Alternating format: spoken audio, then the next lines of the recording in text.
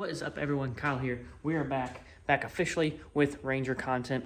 Blue car is officially retired. Season's over. We did win XP right there. We did win that class, so that's awesome. But I am officially retiring the blue car. It will be going up for sale here soon. As you guys know, I usually got my eye on something else when I post something for sale. Get this thing sold so we can move on to the next. But let's get back to Ranger content, washing it up here, and we're gonna jump right into today's video of the most annoying features on this truck. You guys know I like it, but there are some things that are just annoying. So let's go through all those. So one thing we should be aware of before we really get started is I'm going to compare vehicles. I know they're not in the same segment, nothing like that, but I'm comparing price range. So this Kia Telluride, you guys have seen other videos. Terracotta interior, two-tone interior, super, super nice. Like, it is just a very, very nice vehicle. MSRP was 51 for this thing. It has more safety features, has just more features in general. MSRP for this, 47. Very, very close in price. So I'm gonna go over, as I'm going over this, I'm gonna talk about things that this has, that this doesn't, which I think for that amount of money, the truck should have. Now, it is an off-road truck. SUVs and trucks aren't the same segment, but I just believe trucks are way too overpriced right now for what you get, especially from Ford. So I know you guys, I have all Ford, I had a Shelby, I had a Raptor at one point. I just feel like for the money, especially lower, Ford is not that good of a deal. Like 47, it's a Tremor package. It's an XLT, not the Lariat, but for a upgraded Tremor package and for that price point, it should have more stuff on it. That's just my opinion. Obviously, I don't think you need to spend $80,000, $90,000 on a truck to get almost the same amount of safety features as this thing has for 51. Just my opinion, but we're gonna go over it. I just feel like Ford really needs to step up their game, or else they're gonna start losing more market share to little companies like this, where you can get a lot more bang for the buck. Starting with the exterior, you guys know I really like the look of this truck. It's lifted with the 17-inch wheels. Got the doors open because I'm cleaning out the interior. The first annoying thing is right here. Trying to check your oil. It's still in there. I'm hitting the roof. See, still in there, and then it finally wants to come out. So right here, the hood prop is not long enough. This hood definitely can go up higher, can sit higher, because as you can see, the angle isn't very that high. The Raptor's hood was much higher, like I could almost barely reach it. There's still plenty of room for my short ass. But the dipstick just hits the hood, and you can't even pull it out without hitting the hood. So not super annoying, but it's annoying to me, especially because a little longer hood prop could have fixed that. Second thing on the exterior, no front camera. No just one setting back camera. So with this car, as you see, there's a front camera, rear camera, and full 360 view, which on a off-roader would have been absolutely amazing to have, a full 360 view to be able to see everything around you. But just a reverse camera. And it's just a basic Ford one sticking right out of the tailgate. Like, there's no wide field of view on it. There's nothing. It just sticks straight out there and goes straight back for parking distance. A TRD Pro from Toyota has, front cameras, things like that. I feel like for this being the off-road version, it should have came with a front camera. Now, it does have up-fritter switches, which is nice, but how hard would it have been just to put in a little front camera on these things? Especially being a 23, 18, 17, something like that. Front cameras weren't really that popular back then. But it needs some sort of front camera, especially if you plan to use it for off-roading like it's meant to. Along with sticking with the exterior stuff, it does have adaptive cruise control, which I opted for, but the adaptive cruise control isn't that great. Like, you'll come up on a car hard and it'll just slam on the brakes. Cars cut in front of you and they'll slam on the brakes, and it's not as smooth as other vehicles. It does have it, which the adaptive cruise control is very, very nice, especially on longer trips, but you can tell it feels old. The Raptor's adaptive cruise control felt much better. The lane assist felt much better. It just felt like they spent more time dialing it in, and this they just kind of threw on the vehicle so that it had it. probably the last annoying thing on the exterior here is just the size of the bed. So if you guys look here, it's not really that big. It is a smaller vehicle than the Raptor. A piece of plywood won't even fit in between the wheel wells. Obviously, it's not going to fit this way because a piece of plywood's 8 feet long. But there's not 4 feet between the wheel wells there. So a piece of plywood, you can see right there, that line. That's where I had to set a piece of plywood up there, and you can see how it dragged off. Literally, that's a piece of plywood won't fit flat in the back of this truck. So yeah, it's a smaller vehicle, just smaller around, width, length, all that stuff is smaller than the Raptor. But it'd be nice to be able to get a piece of plywood back there or anything, because 4 feet really isn't that big, and it won't lay flat. So at that point, why not upgrade to just a bigger truck? Now, granted, trails, parking spots, anything like that, this thing is a million times better to drive through. Just it being smaller in places where the Raptor, you know, was too wide, things like that, this thing fits, no issue. Parking spots, no issues, not worrying about trees, back on trails, anything like that. So it does have its perks being smaller, but if you want to use it for, you know, loading stuff, wood, things like that, that bed is just a little too small for probably what you're gonna need it for. Guys, let's jump right into the interior here. Things that I find annoying. What in the hell was that? What are you doing? Huh? Making noise over there? So from this picture right here, you guys know I have a Tremor. You can see Tremor black seats, white headliner, pillars. You can see it just stops right there.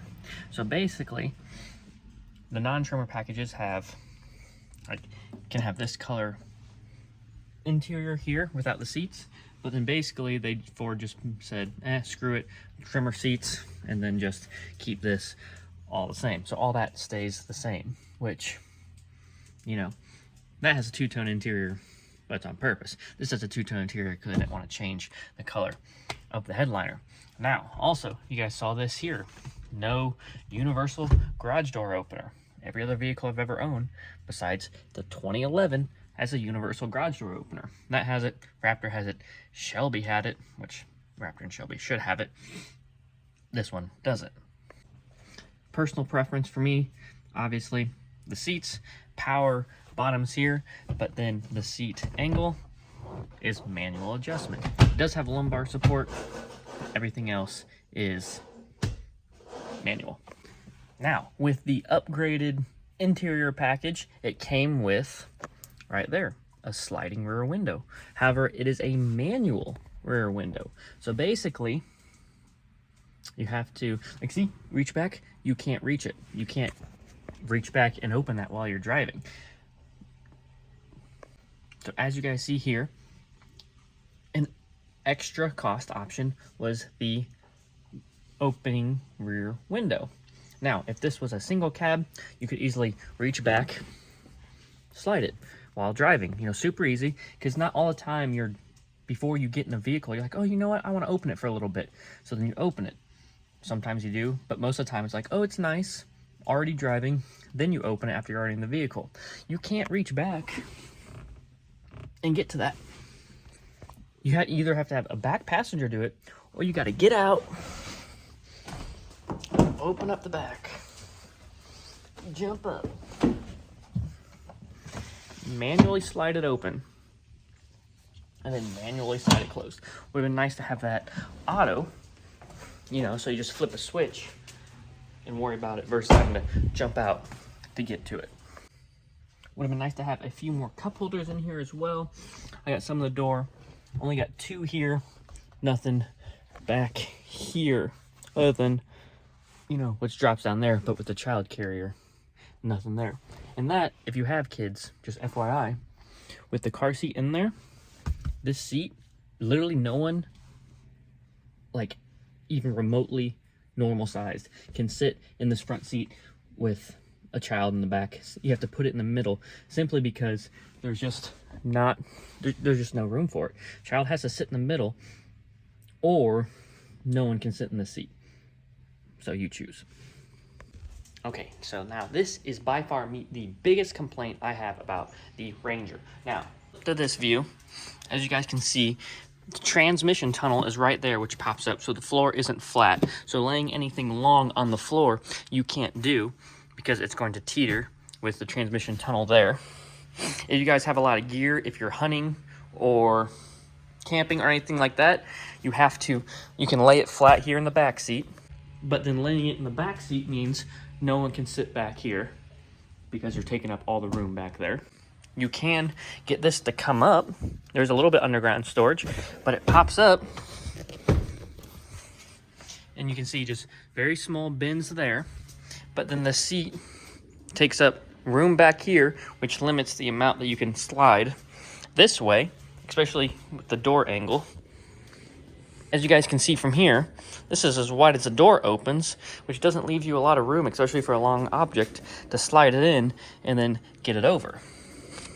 Well, Kyle, why don't you just fold the seat down? Well, you can do that. So fold the seat down. It's actually on the other side. Let me jump over there. Okay. So then it is right here. Fold the seat down. Well, there's that problem. All right, let me fix that. All right, so got them all the way down. And here's the thing. First off, we have this seat belt right here, which gets in the way of putting anything on top. And this is as low as it, so just hit his shin on that, nice. This is as low as it goes. So like, you can't push it down any farther because of the seat angle and the way it all comes together. So that's kind of useless also. So your best option is to throw it on top of the seat. Oh, little milk stain from Dean. Is to put it on top of the seat because you can't put anything down here. You can't lift the seat up. You can't put it there. Now, what you could do is throw it obviously in the back, but if you have expensive gear, you don't want to sit out to the elements, you have to buy a camper tunnel or a camper shell, or throw it in here. But if you throw it in here, no one can sit in here. So you're stuck. You either put your valuables that are too big out there, or have no friends and then not worry about it. Well, I guess having no friends is the way to go then. But yeah, that is super annoying, especially when you're trying to pack up. Like here, like I've said it before, I hunt. Let me go get some of my stuff, throw it in here, and show you guys what I'm talking about.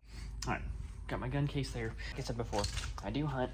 When it comes to gear, I'd rather have everything in the truck versus anything outside because, you know, deer hunting, anything like that, raining, snowing, weather might be pretty bad. You might have to drive to an area. It's pretty bumpy. You just don't want it in the back exposed to the elements, especially if you get a deer or anything like that. You're gonna throw that in the back. You don't want any of your gear in the back sharing space with it. So there's just my gun case. Nothing too crazy. I'm gonna put it in the back here. So here it is, laying flat, takes up the entire seat.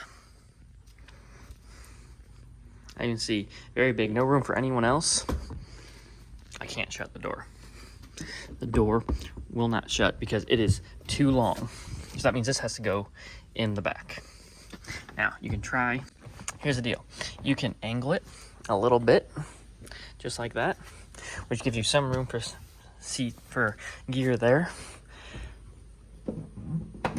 But if you heard it, it's still hitting, and that's the most room you're gonna get. I can move this seat up, obviously, but then no one can sit there.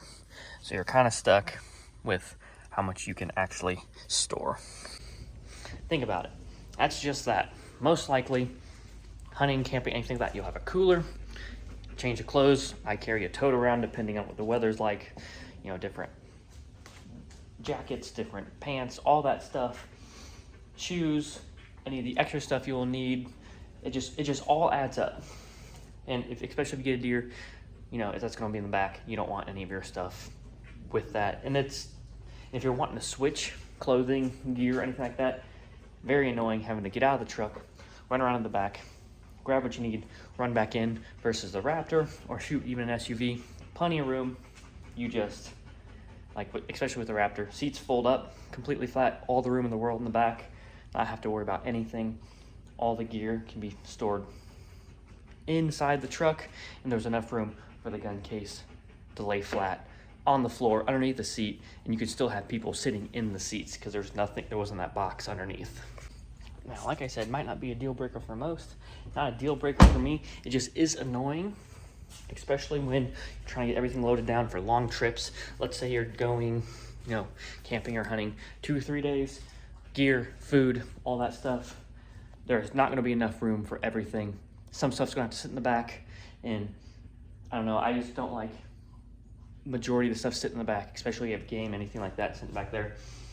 Like I said, personal preference, but it is, to me, a very annoying feature about the vehicle, just the size. Not enough storage, especially for being a truck. Just not enough storage if you're actually going to use truck things, go off-roading with what this truck, especially the Tremor package, was built for. Now, if we switch to this is something that is annoying with CarPlay as well. So I got my phone plugged in. You can see right there, it's on Apple CarPlay.